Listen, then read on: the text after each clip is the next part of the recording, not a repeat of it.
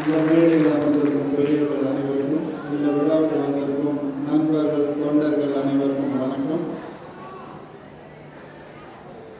உங்கள் எல்லாருக்கும் என்ன ஜெயம் ரவியா தான் தெரியும். ஆனால் எனக்கு இன்னொரு பேர் இருக்குது, ரவி மோகன் இருக்குது.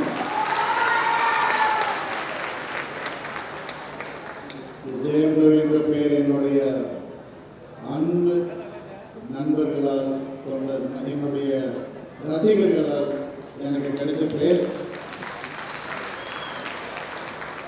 இன்னைக்கு ரவிமோகனா உங்க முன்னாடி வந்து நிற்கிறேன் அப்படின்னு ஒரு படத்தில் ஒரு டீசர் நான் வந்து போட்டிருந்தேன், கராத்தே பாபுன்ற படத்தில்.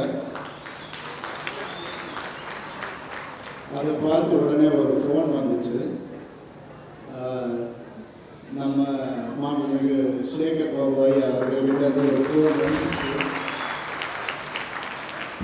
எனக்கும் வந்துச்சு, எங்கள் படத்துடைய டைரக்டருக்கும் வந்துச்சு. சரி, டைரக்டரும் கொஞ்சம் பயந்துட்டே போனார். ஐயோ, டீசர் பார்த்து ஏதாவது சொல்லுவாரா என்ன அப்படின்னு போனார்.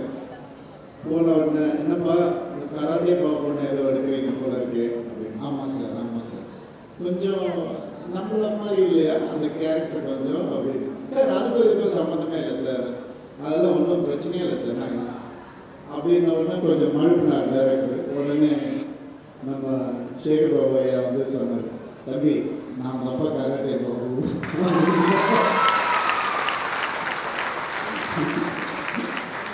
இப்படி நகைச்சுவையாகவும் அன்பாகவும் அந்த படத்துக்கு வாழ்த்து சொன்ன சேகர் பாபு ஐயாவுக்கு என்னுடைய வாழ்த்துக்கள். Thank you sir.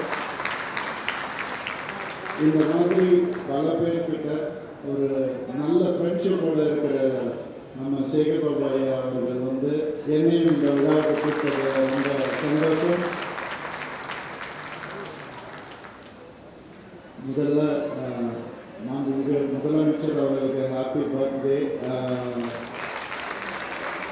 நான் எல்லாரும் அவருடைய உடல்நலத்துக்கும் ஆரோக்கியத்துக்கும் பிரார்த்தனை பண்ணிக்கிறோம். எப்பவுமே அவர் ஹெல்த்தியாக இருக்கணுன்ற எண்ணம் எங்களுக்கு இருக்கு.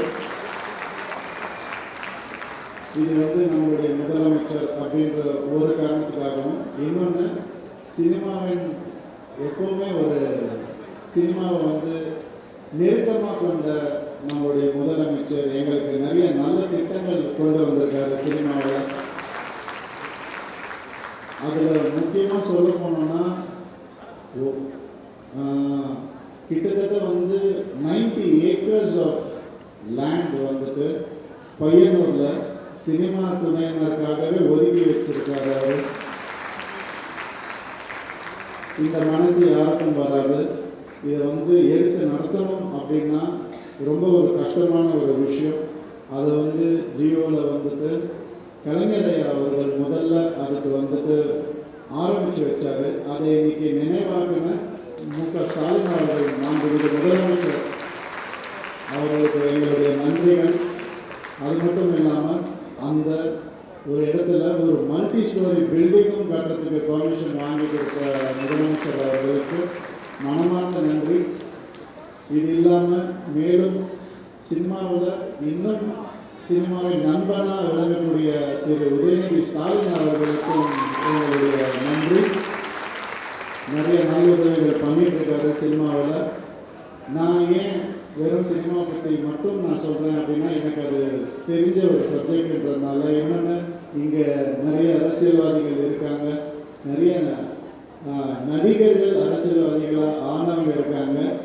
நான் கருணாசனும் சரி, நளினும் சரி, எல்லாருமே. ஆனால் நான் என்றைக்குமே ஒரு கலைஞனாக மட்டும் இருக்கணும் அப்படின்றது தான் என்னுடைய ஆசை. அந்த கலைஞனுக்கு இந்த மாதிரி மேடையில் கூப்பிட்டு மரியாதை பண்ண உங்க எல்லாருக்கும் ரொம்ப ரொம்ப நன்றி. இந்த ஒரு தருணத்தில், இந்த ஒரு அழகான ஒரு விழாவில் என்னை கூப்பிட்டு கௌரவிச்ச உங்க எல்லாருக்கும் மனமார்ந்த நன்றி.